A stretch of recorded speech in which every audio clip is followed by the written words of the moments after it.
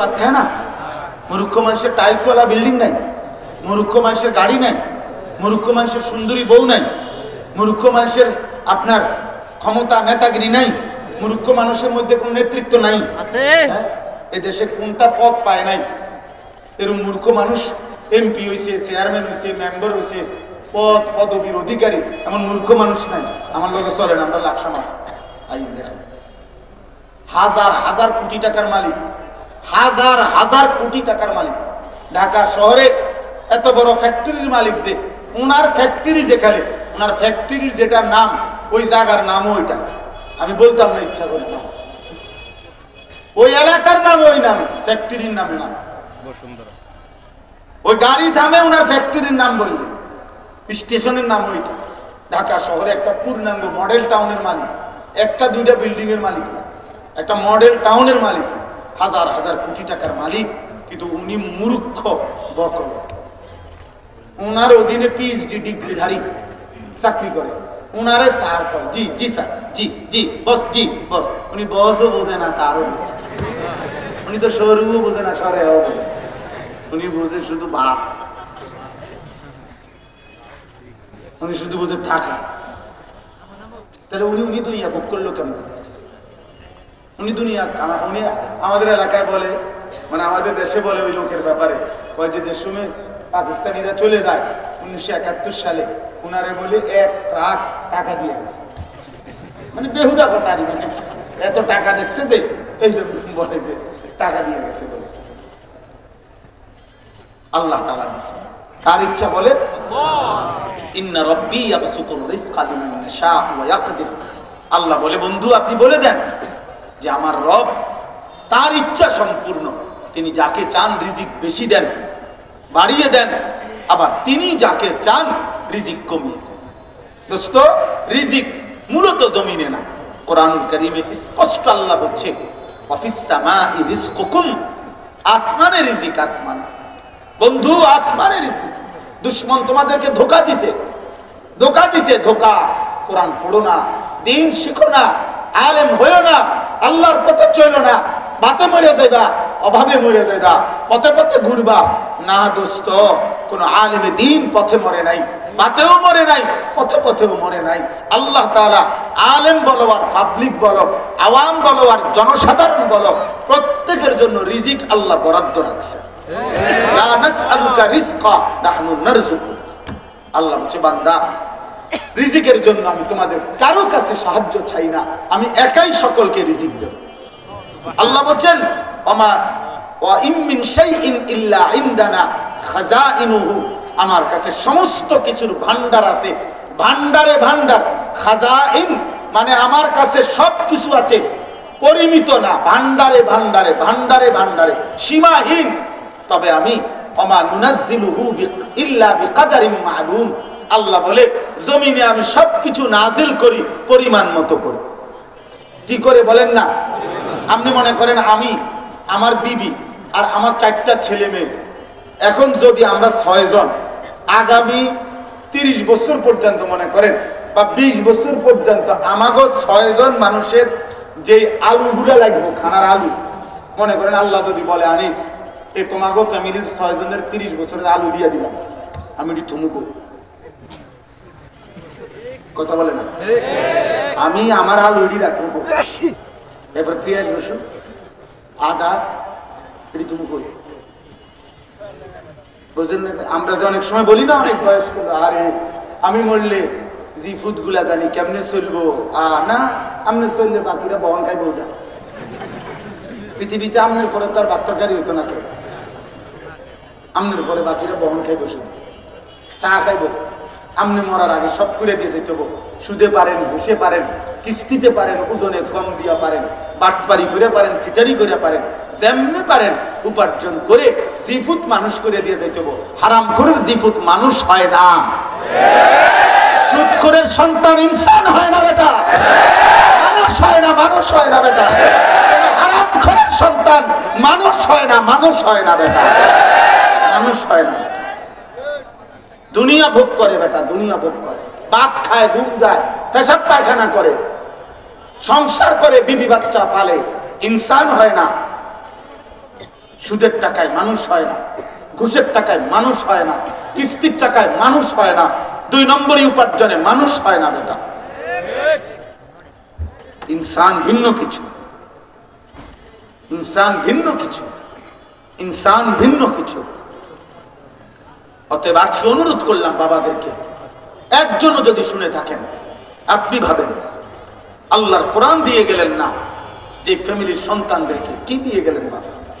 একটা রঙিন টেলিভিশন রেখে গেলেন, 30 বছর আমনে থাকতো, 10 বছর নাচ গান নাটক সিনেমা নর্তকীর ছবি চলছে, আপনার বিবি বাচ্চা নাতি নাতনি জীবনভর আপনি বেঁচে থাকতে নারী ছবি নর্তকী নাচ গান জিনা ব্যভিচারের দৃশ্য দেখলো টেলিভিশনে।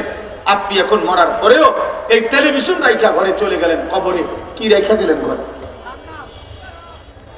কি রেখে গেলেন? আপনার পরবর্তী জেনারেশনকে কি দিয়ে গেলেন? এই চেয়েছিল আল্লাহ তাআলা। কোরআন থেকে বঞ্চিত করলেন কেন? নামাজ থেকে বঞ্চিত করলেন কেন? সেজদা থেকে বঞ্চিত করলেন কেন? এই জন্য প্রিয় ভাই, তোমাদের অনুরোধ, প্রত্যেকে তোমরা তোমাদের জায়গায় আল্লাহর কোরআন পড়ো। বলো ইনশাআল্লাহ। নওজোয়ান ভাই বলো ইনশাআল্লাহ। তুমি তোমার রবকে ছেড়ো না, তোমার রবকে ছাইরো না। এই পৃথিবীর সব ছেড়ে দেওয়া যায় দোস্ত, আল্লাহকে ছেড়ে দেওয়া যায় না। আল্লাহকে ছেড়ে দেওয়া ঠিক না বাপ, বাপ ঠিক না। এই প্রজন্ম তোমরা এখন খুব বেশি বাড়াবাড়ি করছো, তোমরা বেশি বাড়াবাড়ি করতেছো। এই বর্তমান জেনারেশন, তোমরা যারা কিশোর যুবক, 14 বছর 16 বছর 18 বছর 20 বছর 22 25 24 বছর, তোমরা অতিরিক্ত বাড়াবাড়ি করতেছো বাবা। তোমাদের এই সীমাহীন অহংকার, তোমাদের এই অধ্যত্ব, তোমাদের এই গুনায় ভরা 24 ঘন্টার জিন্দেগি, তোমাদের উপরে খোদার কসম দুনিয়াতেই বড় সড় আযাব নিয়ে আসবে। প্রিয় বাপ আমার, সন্তান আমার, আমি বললাম তোমরা এমন অগণিত ছেলে, তোমরা এখানে সারা বাংলাদেশের ছেলে না, মনে করো 10 20 50 কিলোমিটারের ছেলে, তাহলে 20-50 কিলোমিটারের ছেলে তোমরা, আমরা যদি এখন দাঁড় করাই তাহলে অধিকাংশই মিলবে বেনামাজ। সারাদিনে 1 ওয়াক্ত নামাজ পড়ে নাই, 365 দিনে, খোদার 1 বছরে কোনোদিন ফজরের নামাজ পড়লা না। আমার প্রিয় সন্তান, মুসলমান এত নিকৃষ্ট হয়? তুমি মুসলমানের বাচ্চা, তোমার কোনো আল্লাহ আছে? তোমার কোনো নবী আছে? তুমি মুসলমান। 365 দিনে খোদার 1 বছরে কোনোদিনও ফজরের নামাজ পড়বা না, তুমি মানুষের বাচ্চা, তুমি মুসলমানের সন্তান। এক পবিত্র মা 2 বছর তোমাকে বুকের দুধ পান করাইছেন। এই 2টা বছর মা বুকের দুধ পান করাইতে কত লক্ষবার গালে মুখে চুমা দিছেন, আদর করছেন, বুকে জড়াইয়া ধরছেন।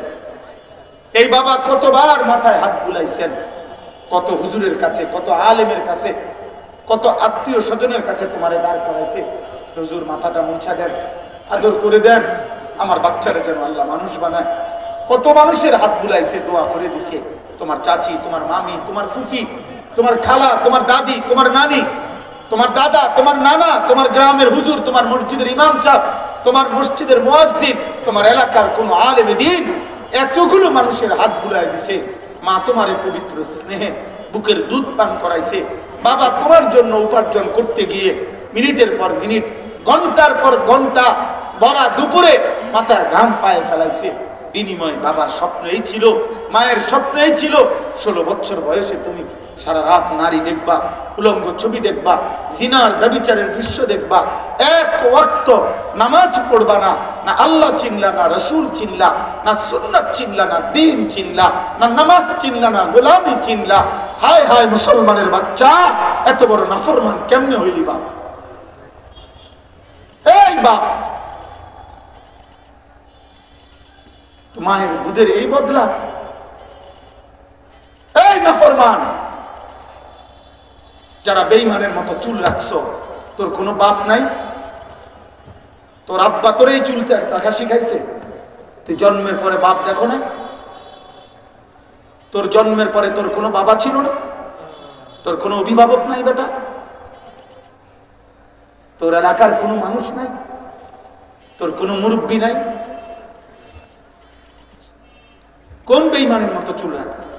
ফুটবলের খেলোয়াড় তোর বাপ বেটা? কথা বলে না। ক্রিকেটের খেলোয়াড় তোমার আব্বা? আর্জেন্টিনার ওই বেঈমান তোর বাপ বেটা? এই মুশরিক বেঈমানের মতো চুল রাখলি কেন? বল বেটা। এই ছেলেরা বলো না, কি তামসা দেখতে আইছো? আমি ভোটে দাঁড়াইছি তাইলে?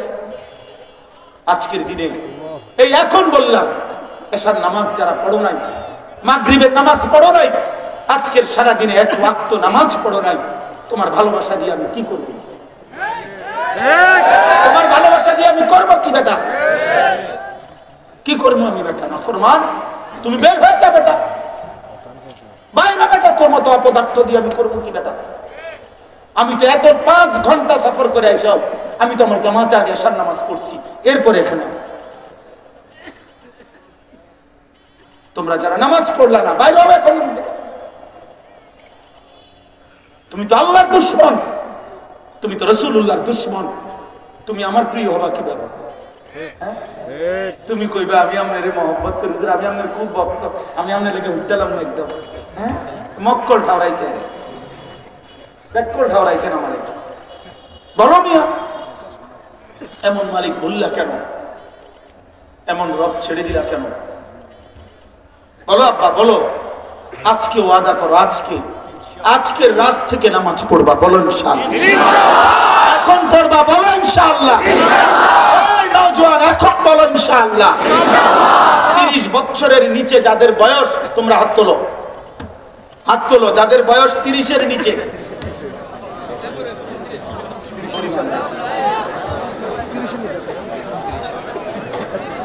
বলো ইনশাআল্লাহ, নামাজ পড়বো ইনশাআল্লাহ, ফজর পড়বো ইনশাআল্লাহ, জোরসে বলো ইনশাআল্লাহ, আরো জোরে বলো ইনশাআল্লাহ।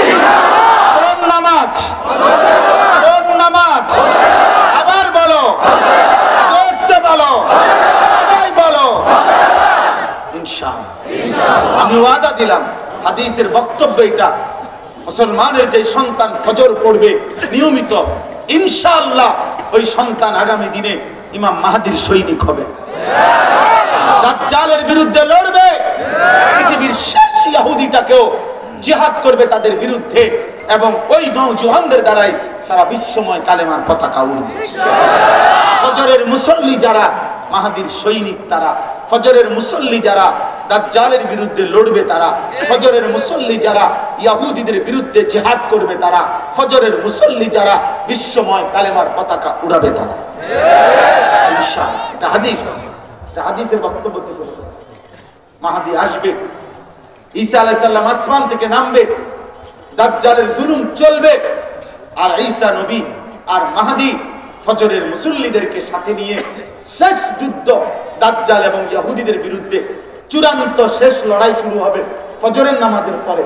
ফজরের মুসল্লিদেরকে সাথে নিয়ে, ফজরের মুজাহিদকে সাথে নিয়ে আসরের নামাজের ভিতরেই মসজিদে আকসা বিজয় হবে, দাজ্জাল নিহত হবে, শেষ ইহুদি কুত্তাটাও নিহত হবে, ঈমানের পতাকা উড়বে ইনশাআল্লাহ। এটা হাদিসের বক্তব্য। এজন্য তোমার মতো মনে রেখো, নারী, ছবি, উলঙ্গ দৃশ্য, জিনা, ব্যভিচার, মোবাইলের অস্থিরতা, বেঈমানের মতো চুল চেহারা, তোমার মতো অপদার্থ ছাড়াও ইসলাম টিকবে, তোমার মতো আঙ্গাল কাঙ্গাল ছাড়াও ইসলাম থাকবে। তুমি কামে লাগলা নারী, তুমি একদিন মরে যাবে আর বেড়ি চাইতেছে। হ্যাঁ, চাই অসুবিধা কি? দেখো সারা পৃথিবীর নারী, দেখো সারা পৃথিবীর মহিলা তোমার ঘরে আসুক, তুমি কি এটা চাও? এত বেড়ি দিয়ে করবা কি? এত নারী দিয়ে করবা কি? 16 বছর বয়সে যদি যুবক, 18 বছর বয়সে যদি এত নারী, এত উলঙ্গ ছবি, এত জিনা ব্যভিচারের দৃশ্য মোবাইলে দেখে ফেলো, আগামী 40 বছর যদি তোমার হায়াত পৌঁছে, ওই পর্যন্ত তো তোমার গুনাহ জমতে জমতে তুমি দাজ্জাল হয়ে যাবে। এত কম বয়সে এত বড় গাদ্দার হয়ে গেলা। মাত্র 16 বছর বয়সে ঘাড় তোর এত শক্ত হয়ে গেল যে রবের সামনে একটা সিজদাও দিল না। এত অল্প বয়সে মানুষ এত বড় গাদ্দার হয়। এত কম বয়সে এত বড় মালিককে বৃদ্ধাঙ্গুলি দেখাইলা যে হে মালিক, আপনি যতবারই আজান দিয়ে ডাকেন আমাকে, আমি সিজদা দেব, আমি চলে যাবো। আমি এই জন্য পরিষ্কার বলি, একবারে চোখের দেখা বাস্তবতা হলো, আপনারা যে কেউ দেখেন, বাবা তোমরাও দেখো, যখনই আজান হয়, এই পৃথিবীর সবাই জানে এটা, আজান হলে কুত্তা খেউ খেউ করে, ঘেউ ঘেউ করিয়া ওই জায়গার থেকে সরে যায়। এটা আজান হলে মসজিদের সীমানার কাছ থেকে সরে যাওয়া, এটা কুকুরের স্বভাব, এটা মুমিনের স্বভাব। তুমি নাইলে দেখো, তুমি দেখো। এই জন্য সেলফি উঠাবার সময় মানুষের লগে উঠাইও না, ওই কুকুরের লগে উঠাই। তুই আর আমি মিলছি বালা, দুজন একসাথে উঠাইবা, উঠাইয়া বলবা দেশবাসী কমেন্টস করে জানাবেন আমাদের দুজনকে কেমন লাগছে, সারা দেশবাসী জানাবে একরকমই লাগছে। দুজনই মুদ্রা ফানি লয় না, একবারে খাপে কাপ মনতে যাবা। আমরা দেশে কয়ারি মনতে যাবা, যে দেশে যার বাপ, বুঝলেন না? খালাস, এটা বুঝতে শিখেন। প্রিয় ভাই, তুমি বুঝতে শেখো, বুঝতে শেখো। বেঈমান তোমাদেরকে নিয়ে ডুগডুগি খেলে, বান্দর বান্দর নাচায়, ছোট্ট একটা ডুগডুগি আছে, বান্দর যারা নাচায়, এটা এটা নাড়া, এটা ডুগডুগ আওয়াজ করে, বান্দর এটা তালে তালে নাচে। আজকে বেঈমান তোমাদেরকে একটা মোবাইল হাতে তুলে দিছে, এবার বলছে ওয়েট, তুমি অপেক্ষা করো, এটা হাতে রাখো, বাকি ডিজাইন যা দরকার, চুলের, প্যান্টের, গেঞ্জি, শার্টের, খানার, চলাফেরার, পছন্দের অপছন্দের সবকিছু আমরা মুশরিক, আমরা ইহুদি, আমরা দেব তোমাদেরকে, তোমাকে। তুমি শুধু মোবাইল দেখে দেখে ওই রঙে সাজবা, ওইভাবে সাজবা, তাহলেই তুমি পরিচয় তো তোমার মুসলিম, রক্তে মাংসে, কিন্তু চলাফেরা চলনে বলনে তুমি হবা বেঈমান মুশরিক। আজকে বেঈমান তোমাদের হাতে মোবাইল তুলে দিয়ে তোমাদেরকে পুরো নিয়ন্ত্রণ করছে, মাসহুর বানায় দিছে, জাদুগ্রস্ত বানায় দিছে। আমার বাপ, এমন ভুল করো না বাপ। 365 দিন, একটা বছর কোনদিন ফজরের নামাজ পড়ো নাই, মুসলমান এমন হইতে পারে না বাপ। মুসলমান এত নিকৃষ্ট হইতে পারে না। 30 বছর মুসলমান সুদ খাচ্ছেন বাবা, মুসলমান এত নিকৃষ্ট হইতে পারে না। 60 বছর বয়স বাপ, এই চাচা এখনো বিড়ি সিগারেট খান, মুসলমান এত বদভ্যাসওয়ালা মুসলমান হইতে পারে না। 60 বছর বয়স এখনো চা দোকানে বসে নারী দেখেন, গান বাদ্য শুনেন, সিনেমা নাটকের নর্তকীর ছবি দেখেন, মুসলমানের বুড়া এত অভদ্র হওয়া উচিত না। এত অভদ্র মুসলিম বৃদ্ধ হইতে পারে না, এত বেহায়া মুসলমানের বুড়া চাচা হইতে পারে না। আপনার থেকে আপনার সন্তান আখলাক শিখবে, আপনার থেকে আপনার দেশবাসী আখলাক শিখবে, আপনার নাতি নাতনি আখলাক শিখবে, আপনার মহল্লার ছেলেরা আখলাক শিখবে।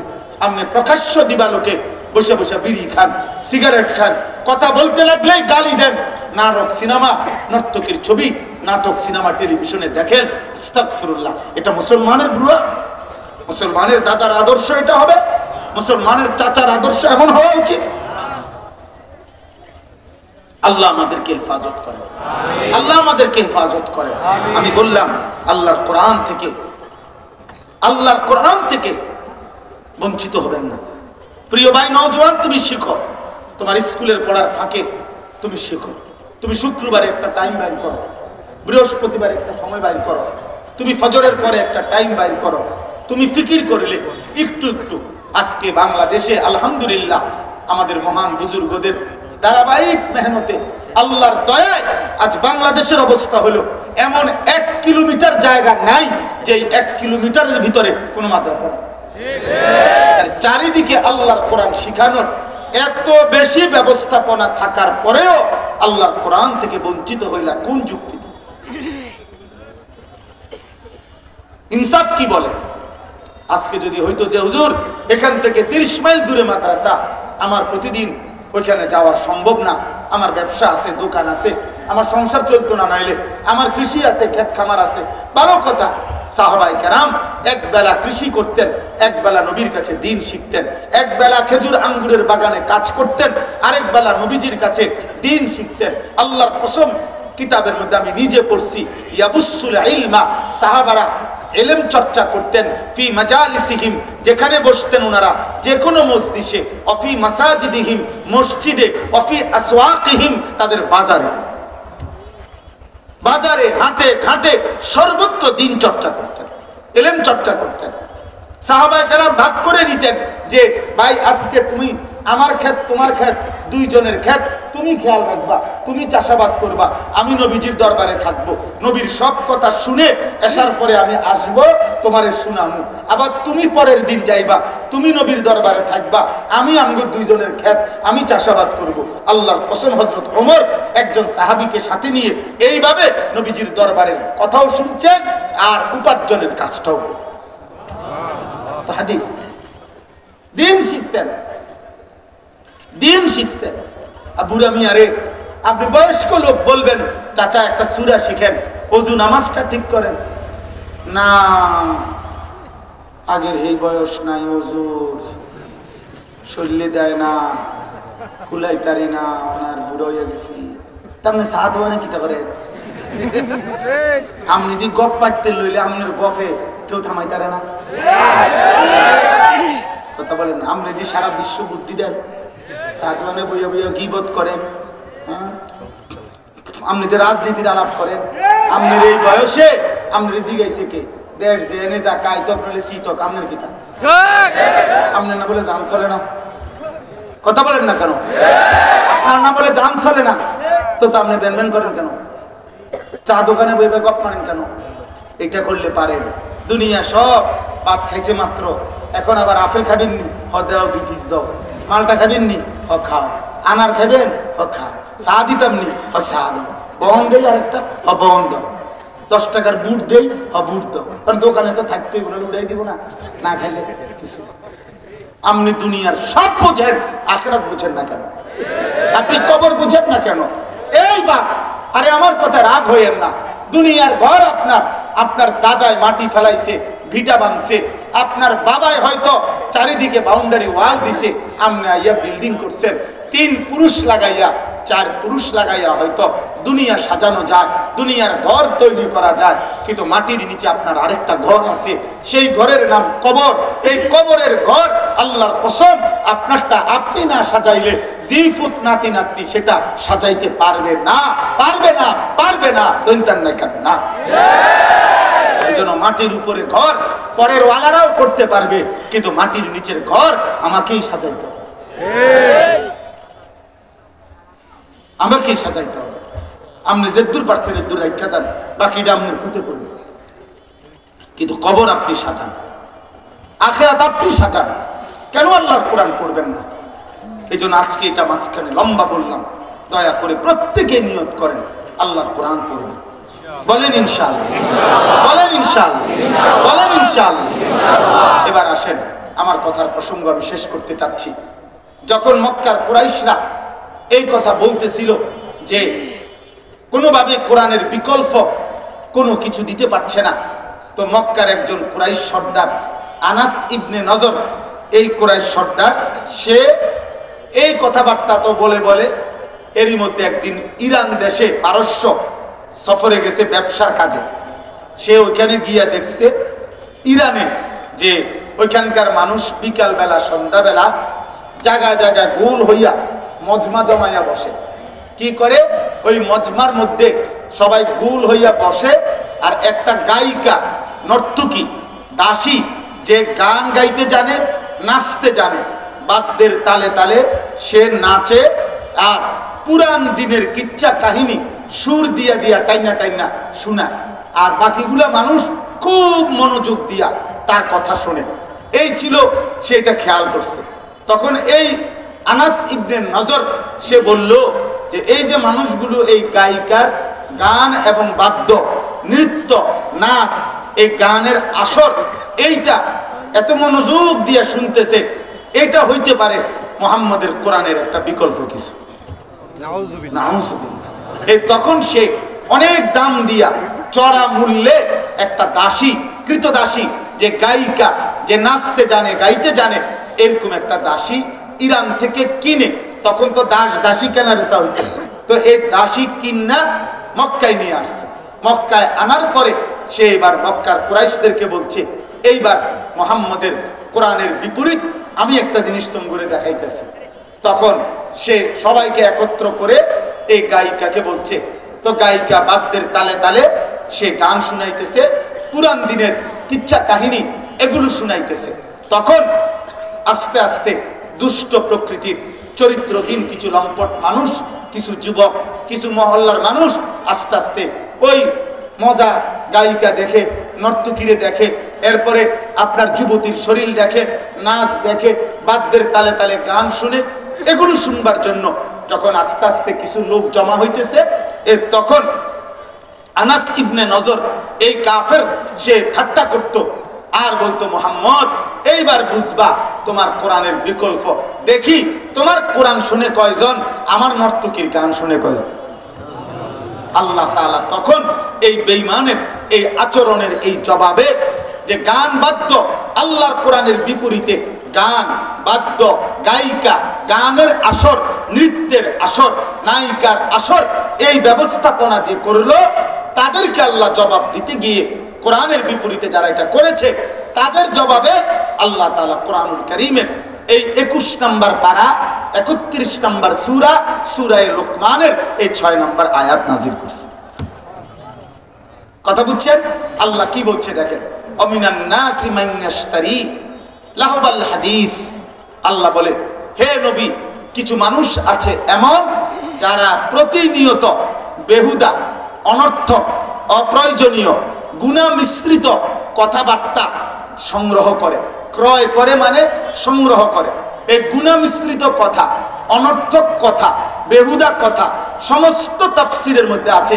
এই বেহুদা কথার 1 নম্বর, অনর্থক কথার 1 নম্বর, গুনাহ মিশ্রিত কথার 1 নম্বর হলো আল গিনা ওয়াল মাজামির, গান বাদ্য।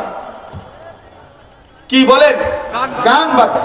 হযরত আব্দুল্লাহ ইবনে মাসউদ রাদিয়াল্লাহু তাআলা আনহু আল্লাহর কসম করে বলছে, ওয়াল্লাহিল্লাযী লা ইলাহা ইল্লা হু লাহুল হাদিস হুয়াল গিনা। তিনি বলছেন, ওই আল্লাহর কসম যার, তিনি ছাড়া আর কোনো ইলাহ নাই। সাহাবী বলেন, এই অনর্থক কথা বলতে এখানে বোঝানো হয়েছে গান।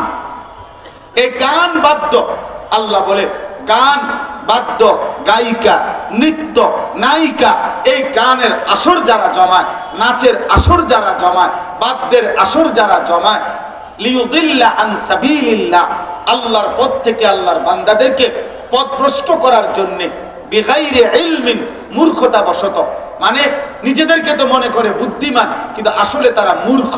এজন্য প্রত্যেক পাপী, সে যত বড় দুনিয়াবি শিক্ষিত, আমি হই আর আপনি হন, পাপী মানেই মূর্খ। পাপী মানে কি? মূর্খ। পাপী মানে মূর্খ, পাপী মানে মূর্খ।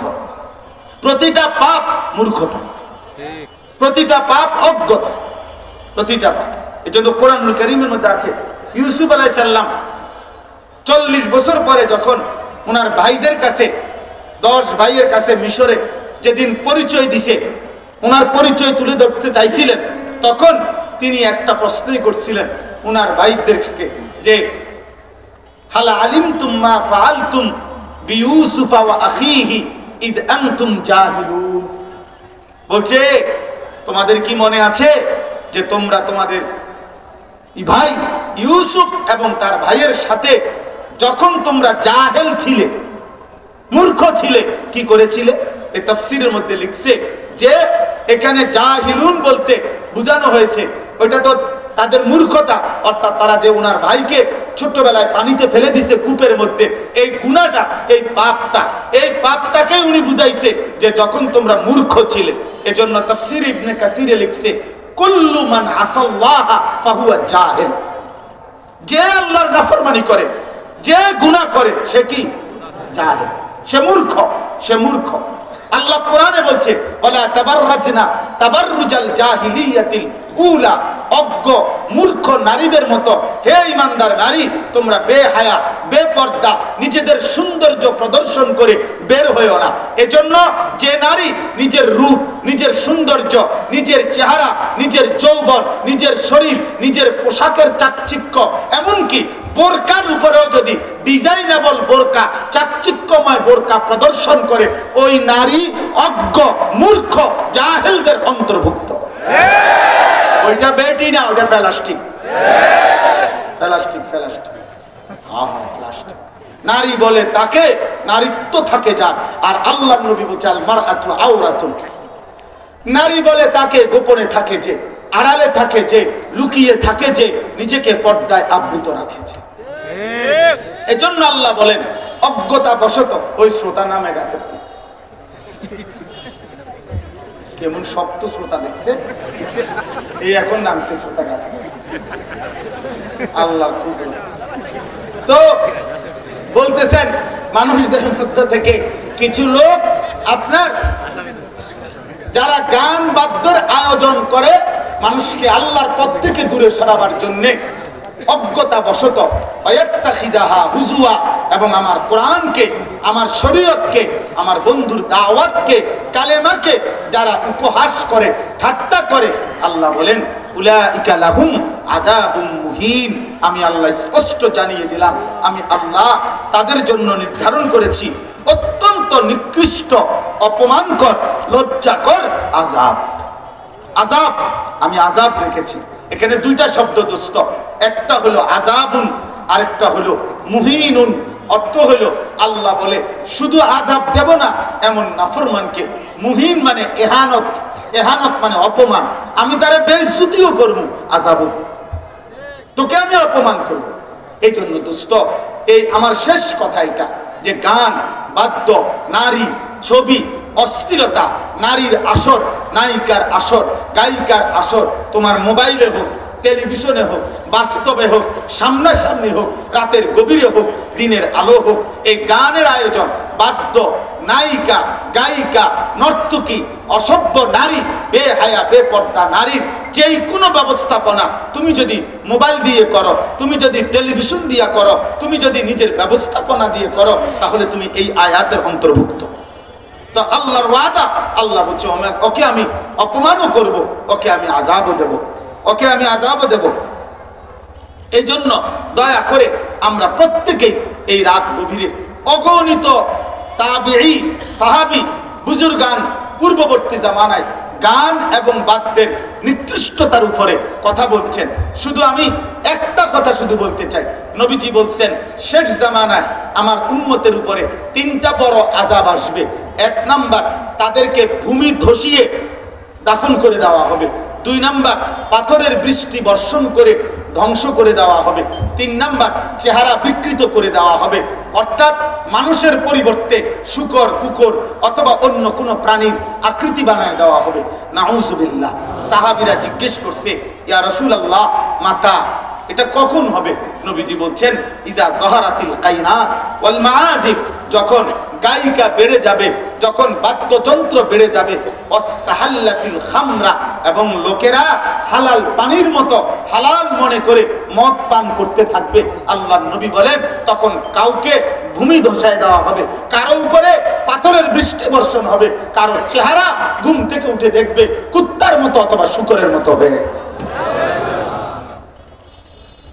অতএব দোস্ত আমার, দোস্ত বন্ধু আমার, নওজোয়ান সাথী আমার, আজকেই ফিরুন, মোবাইলের আড্ডা থেকে বাঁচো, নারীর আড্ডা থেকে বাঁচো, মোবাইলের আসক্তি থেকে বাঁচো, বাঁচো দোস্ত।